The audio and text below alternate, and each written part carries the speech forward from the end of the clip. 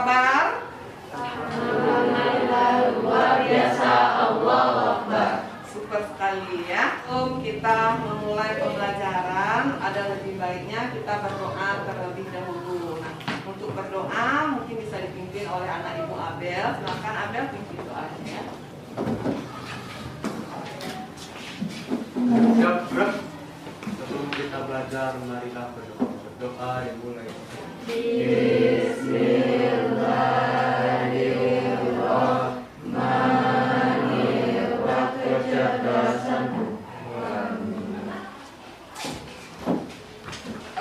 Ibu akan mengecek dan kehadiran kalian dulu hari ini. Siapa saja? Syahia Ramadhani, Alfa, Ahmad Prastomi, Alfa juga, Amelia Gani, Lewandra. Berarti ada 2 orang yang tidak hadir hari ini ya. Berarti yang hadir ada 14 orang ya. Yang hadir 14 orang. Untuk menambah semangat kita dalam belajar, kita sebaiknya dulu menyanyikan lagu Indonesia Raya ya. Nah, anak-anak Ibu diminta untuk berdiri ya. 1, 2, 3. Indonesia Raya, merdeka, merdeka, hiduplah Indonesia Raya. Untuk memulai pembelajaran kita hari mengenai bentuk dan kedaulatan negara Indonesia, anak-anak Ibu sudah mempersiapkan buku dan materi ajar yang sudah Ibu bagikan. Nah, silakan kalian keluarkan materi yang akan kita bahas hari ini. Silakan dipersiapkan. Nah, untuk kita memulai pembelajaran. Pada materi kali ini yang akan kita bahas yaitu mengenai KD 3.3, memahami ketentuan tentang bentuk dan kedaulatan negara sesuai Undang-Undang Dasar Negara Republik Indonesia tahun 1945. Nah, indikator yang akan kita bahas pada pertemuan kali ini itu akan membahas mengenai menganalisis hakikat dan teori kedaulatan. Nah, ini akan kita bahas pada pertemuan kita pagi ini. Adapun tujuan pembelajaran yang diharapkan dari materi ini, kalian nanti bisa mengetahui mengenai konsep kedaulatan melalui tayangan gambar dan slide PowerPoint yang akan Ibu tampilkan. Kemudian melalui diskusi kelompok kalian dapat menganalisis hubungan kedaulatan dengan demokrasi. Nah, tujuan selanjutnya dapat menganalisis kedaulatan yang digunakan di Indonesia saat sekarang ini berdasarkan dari teori-teori kedaulatan. Kemudian kalian juga dapat menganalisis nanti contoh-contoh kedaulatan rakyat di dalam kehidupan sehari-hari atau di lingkungan keluarga, sekolah, dan di lingkungan masyarakat dan negara.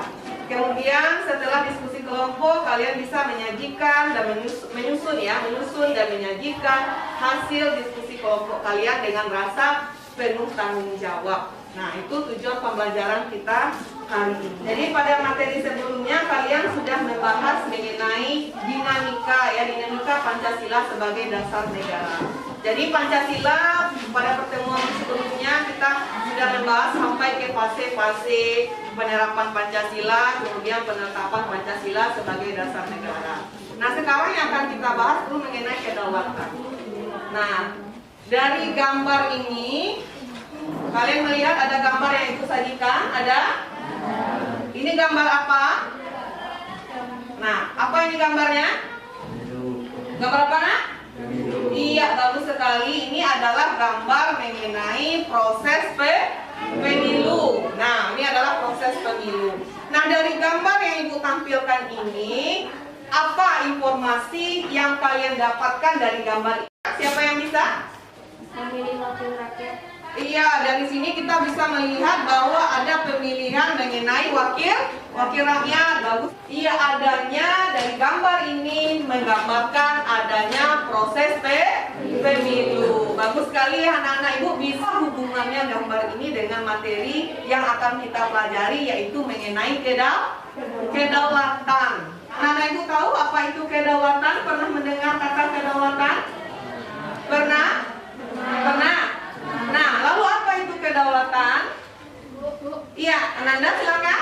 Kedaulatan yaitu kekuasaan yang tertinggi yang membuat undang-undang dan melaksanakannya dengan cara tersedia. Iya, bagus sekali, yang sangat lengkap sekali. Ya. Yang ketiga lagi, kedaulatan.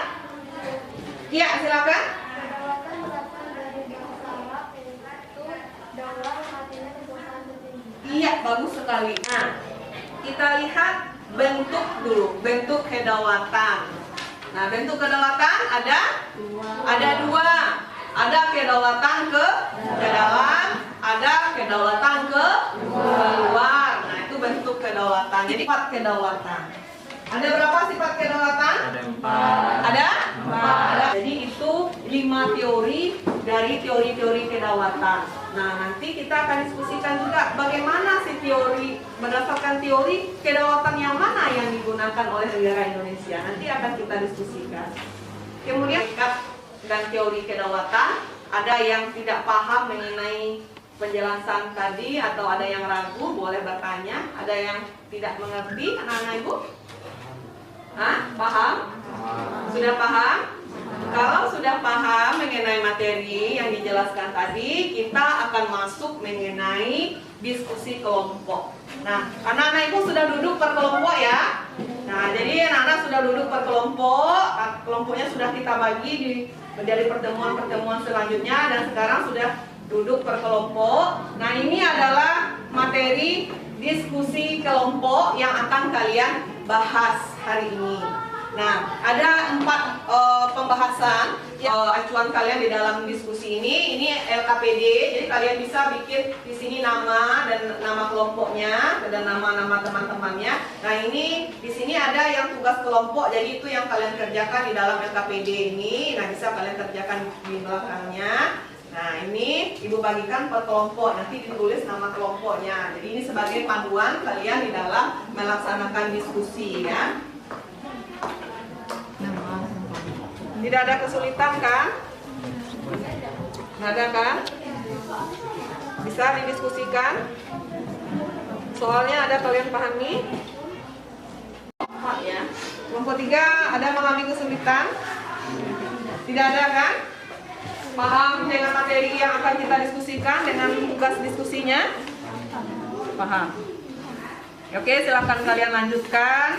Jadi materi yang didiskusikan ini kalian lagi menganalisis kepada lingkungan di sekitar kalian. Jadi dengan teori yang sudah kita pelajari, kalian lihat dan kalian amati pelaksanaannya di dalam kehidupan sehari-hari, dalam kehidupan berbangsa dan bernegara. Jadi kelompok 1 nanti menyajikan, yang menanggapi kelompok 3. Jadi penyajian kelompok 1 ditanggapi oleh kelompok 3.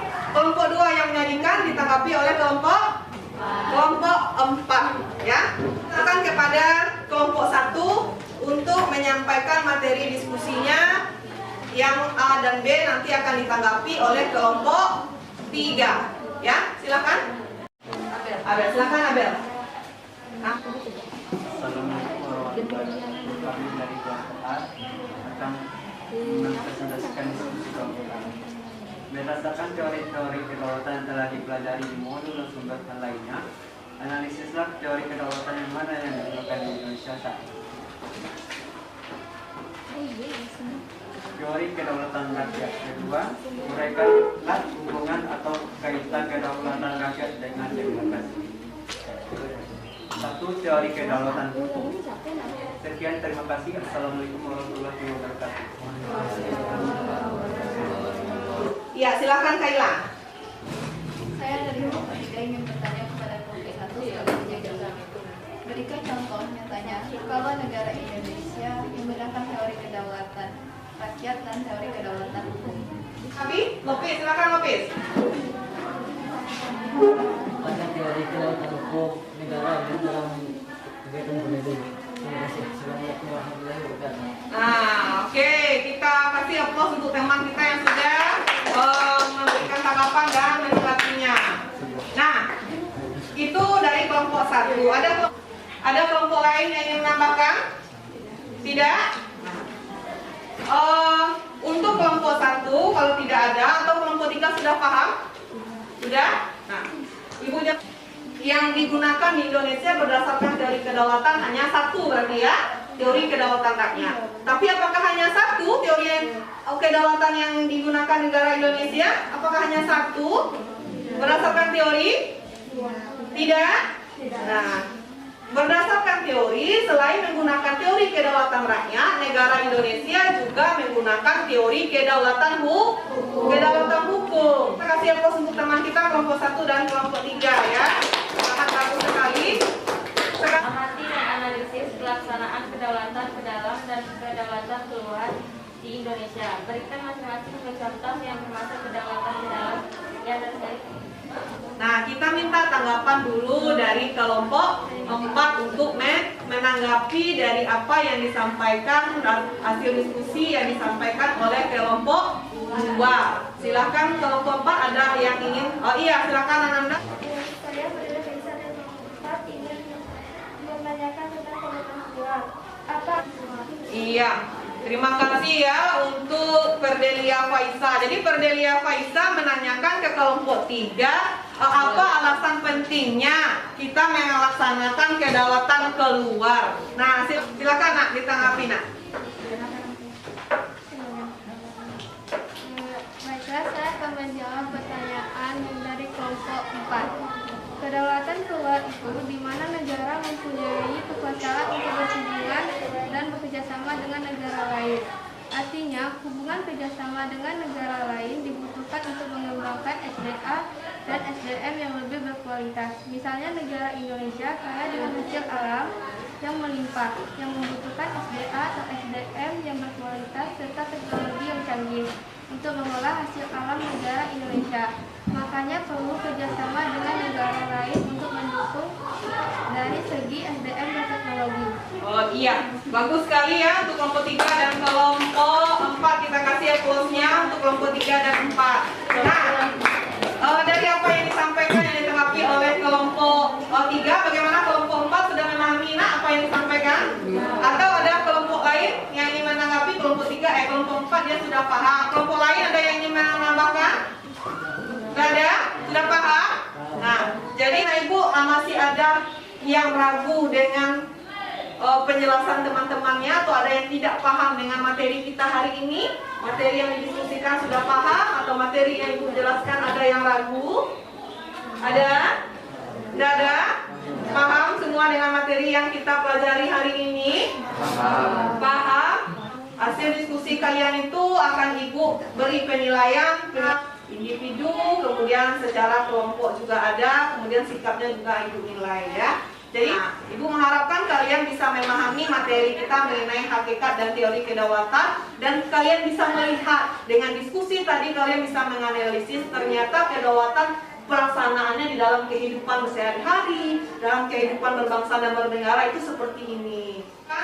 Ada anak-anak Ibu yang bisa menyimpulkan materi kita hari ini? Ya, silakan nak, berdiri ya nak.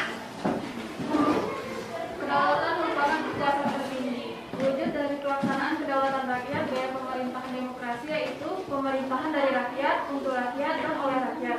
Berdasarkan teori-teori kedaulatan, negara Indonesia melaksanakan teori kedaulatan rakyat dan kedaulatan hukum. Iya, kita kasih teman-teman yang sudah menyimpulkan.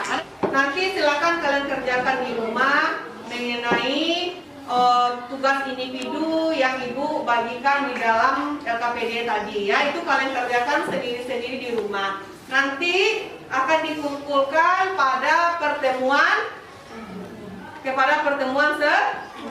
selanjutnya ya.